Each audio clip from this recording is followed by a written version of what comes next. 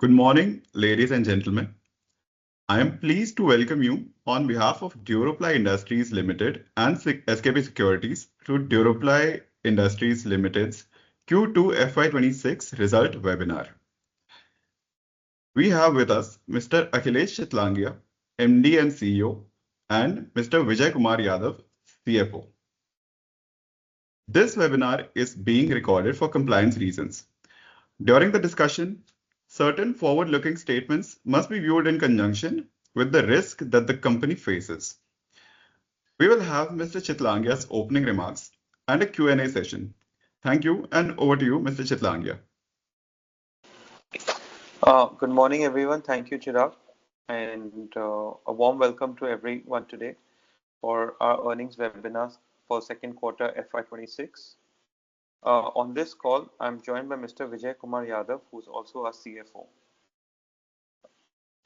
On the business front, Duroply closed the second quarter revenue at 104.4 crores, or 15% growth over the same period last year, and up by 11.6% from the previous quarter.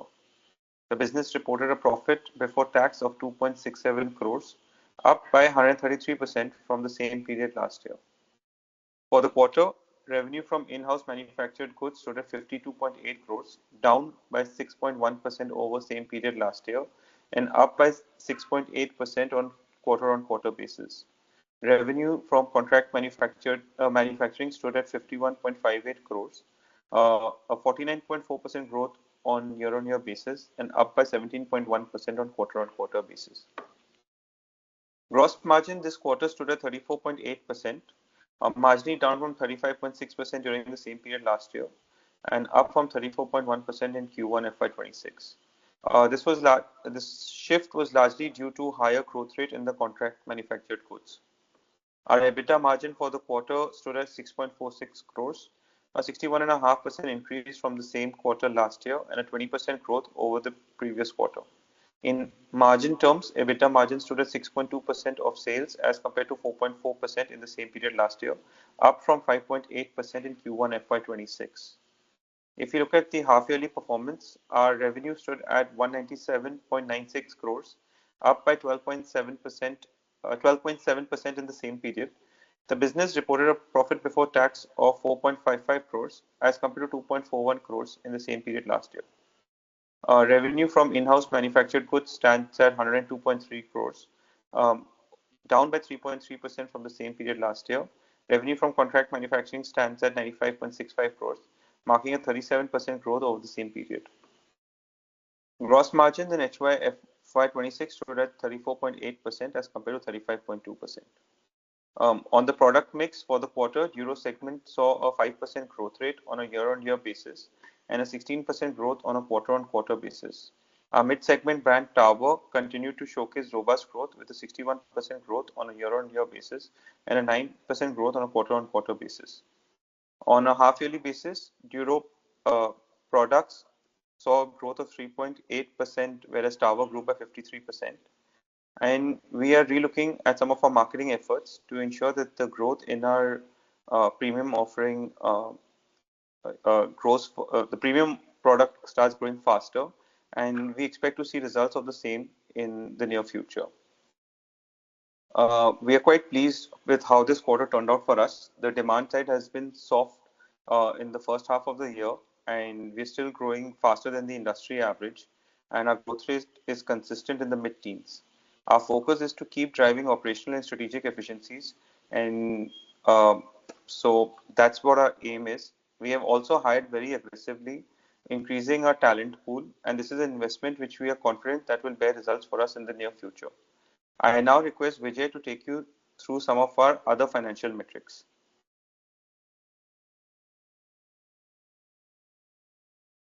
Vijay, you're not audible.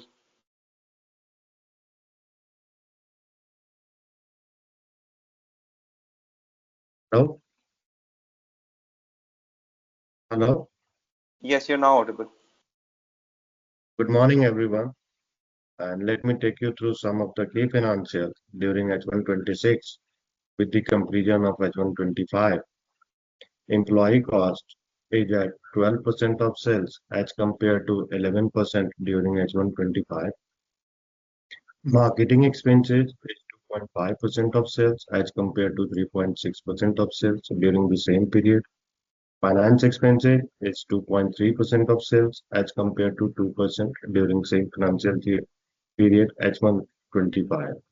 Data holding days is 44 days of sales as compared to 47 days. Inventory holding period is 166 days of consumption against 165 days of H1 FY25. Creditors days is 107 days as compared to 117 days. Cash conversion cycle is 103 days. Return on capital employed on annualized basis is 9.8%. So these are the key financials during this period. Thank you, sir. Anyone Thank who you. wishes, Let's open the floor to the questions, please. Yeah, yeah, thank you. sure. Anyone who wishes to ask a question may please raise your hand and we will enable your mic to take your question.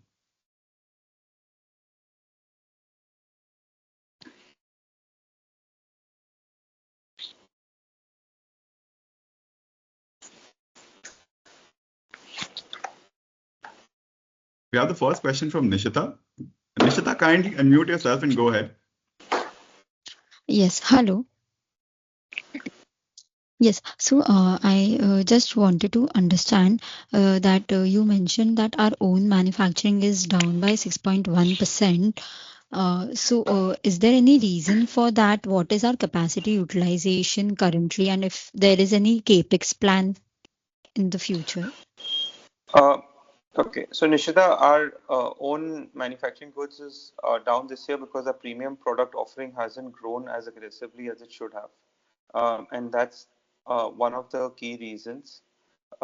In So I think in the second half of the year we'll see a big improvement on that side as the premium product offering starts to grow.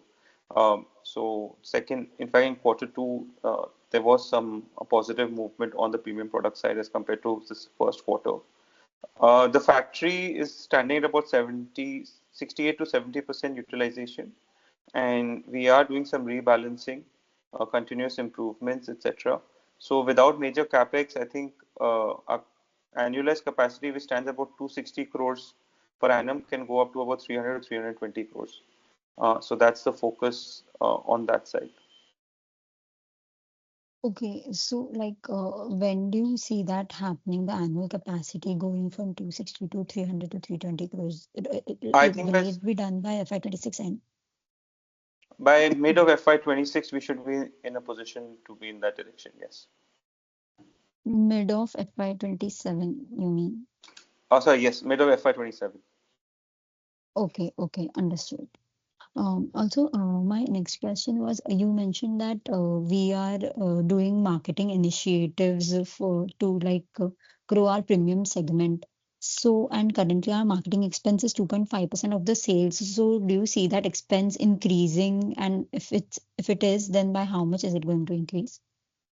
So Nishita, if you look over the last few years, we've been spending close to 3.84% of sales on marketing. A large part of our brand awareness that we wanted to do in the trade, particularly to give confidence to the trade that we are back. We've gone through a very tough phase, so we are now out of that phase. So that part of our marketing strategy is over. We expect our total marketing spend to be about the 3.3 to 3.3% of sales. So there would be a slight uptick towards later in this year, but not more than that. We are focusing on getting our influencers, the right quality of influencers onboarded. I think that's more critical for us, and a lot of manpower has been pushed into the market, so the training and development is happening right now as we speak. So both of those combined should help the movement in the premium segment offering to happen. Okay, and what is our employee expense currently, and is that going to increase? Our employee expense, as Vijay mentioned, was at 12% of sales, which is on the higher side, and in the near future should come down. Okay, understood. And my last question is if you would like to give any guidance on the revenue growth and if the margins are sustainable at 6%.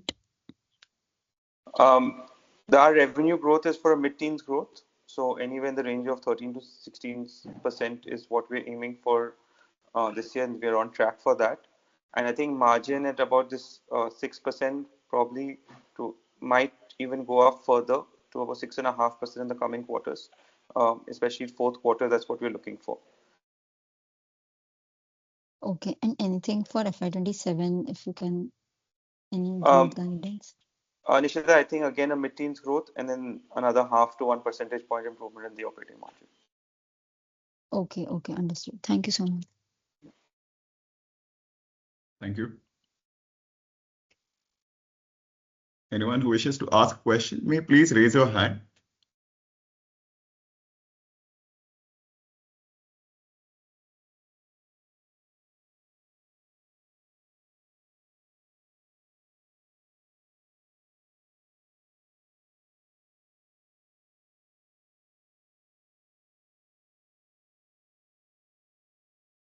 I repeat, anyone who wishes to ask a question may please raise your hand.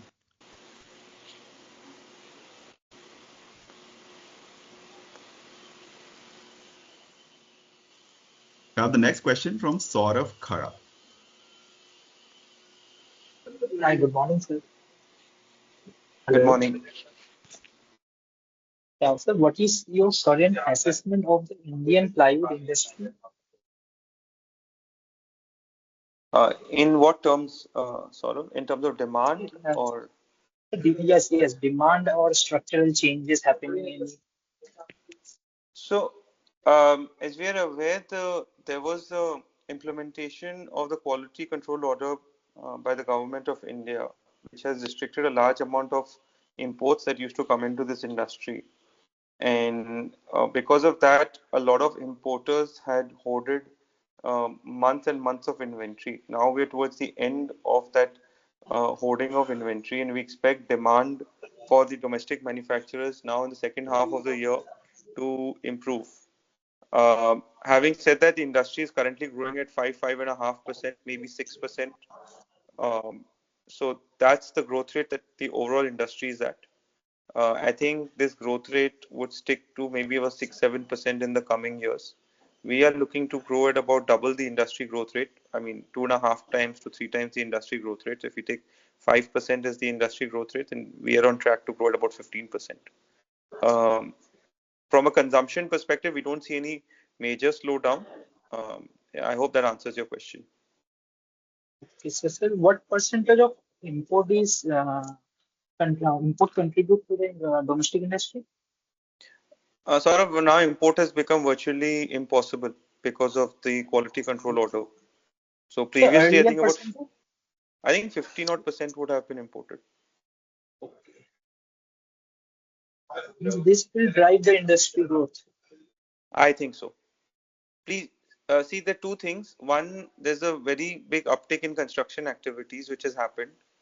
I think the changes in GST, though not impacted our industry, but it has made other industries for construction much more attractive. And the way there is the urbanization or from rural to semi-urbanization happening, all of that is going to drive growth for home interiors. And people are now preferring plywood, especially in the premium segment or the mid segment, because of its longevity as a product solution. So there will be a growth in this industry that will continue. So what is the industry size currently? The plywood industry side is estimated at about 30 to 35,000 crores. 30 to 35. Out of this, organized and unorganized 70% percentage? is unorganized.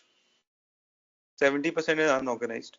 The unorganized stood at about 80% about 7-8 years ago, which has now become 70%. And so there is a shift towards the organized. So in terms of raw material risk, do you any face price volatility risk? So India is overall short on timber, and that is one of the major inflationary pressures we have faced. Currently, raw material in India from timber is coming from plantations, farmer plantations happening in various parts of the country, and also from imported timber. So, imported timber or imported raw material that has a risk on the US dollar side, and whether how global trade was developed and the freight shipping industry how that develops. But the Indian timber industry, the timber supply, there's a lot of competition or there's a lot of demand for that, and we don't have enough plantations happening.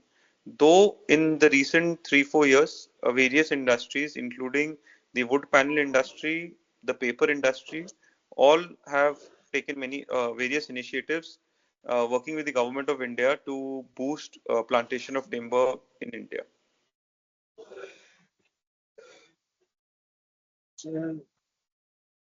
So, any view on 3 to 5 years growth plan where we want to reach our in the company? So our aim is to grow at about 15% CAGR for the next 4 years, 3 to 4 years.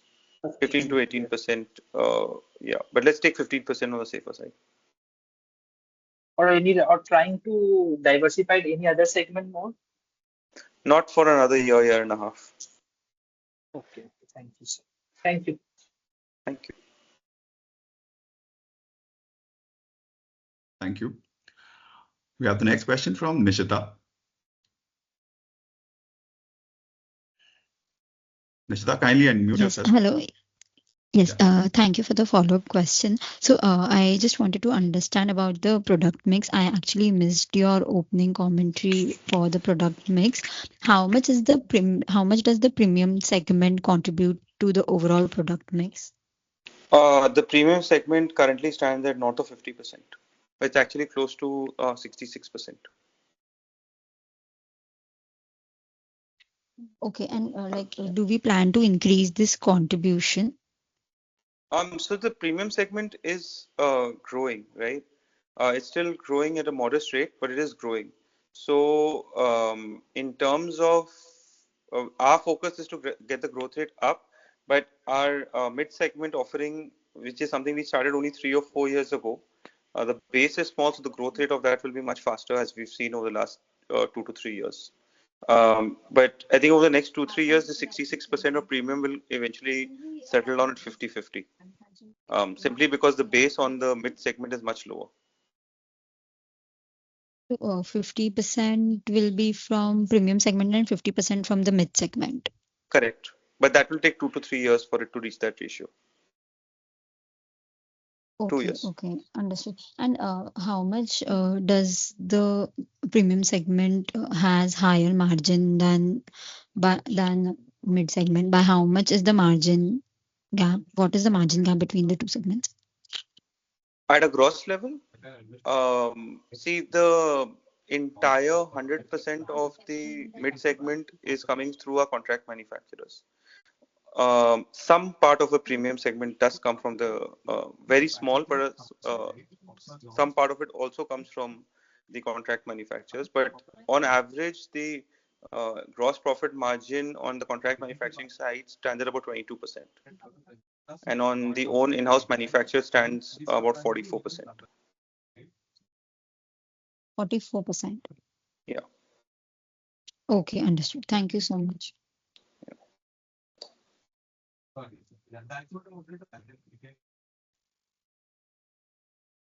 Anyone who wishes to ask a question, please raise your hand and we will enable your mic.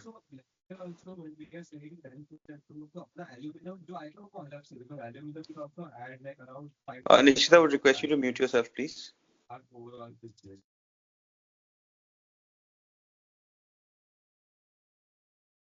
have the next question from Saurav Khada. Saurav, please disable your mic, enable your mic.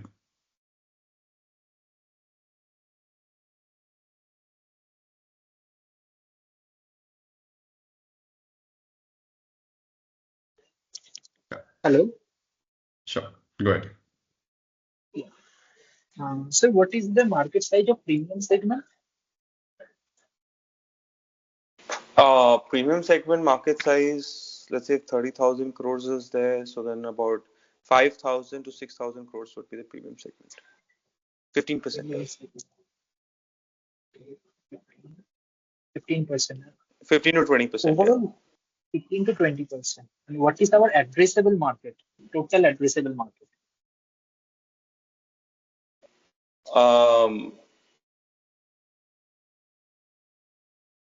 Total addressable market, if we remove the bottom end of the unorganized sector, would then be about 20 or 1,000 crores.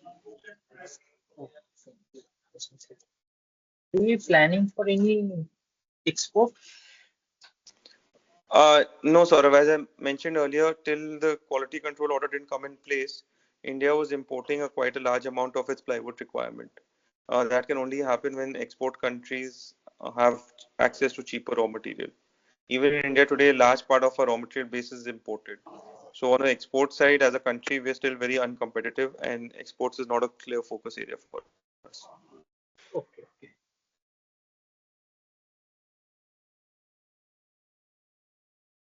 Thank you. Anyone who wishes to ask a question may please raise your hand.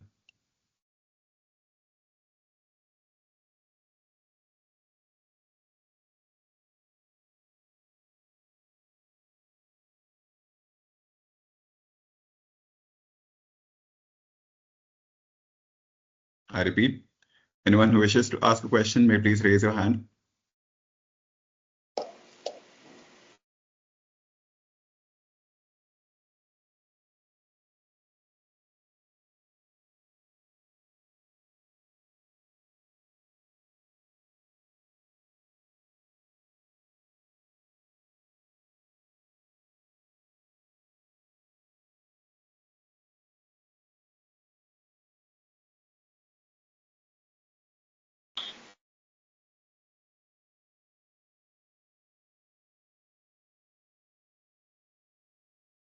Thank you very much. That was the last question in queue. As there are no further questions, I would like to hand the conference over to Mr. Chitlangia for the closing remarks. Thank you everyone for joining our earnings webinar for Q2 FY26. Our growth rate this quarter was at 15%, and the investments that we've been doing, the improvement in performance, the company is moving in the right direction. Our focus is to build a robust organization that can deliver long-term results on a consistent basis, and we continue to keep offering high-quality products to our customers and drive shareholder value. I look forward to seeing everyone at the next earnings calls. Thank you. Thank you very much. On behalf of SKP Securities Limited, I would like to thank Mr. Chitlangia for the time, and we look forward to hosting you again. Thank you for joining us, ladies and gentlemen, and have a wonderful day ahead. Thank you.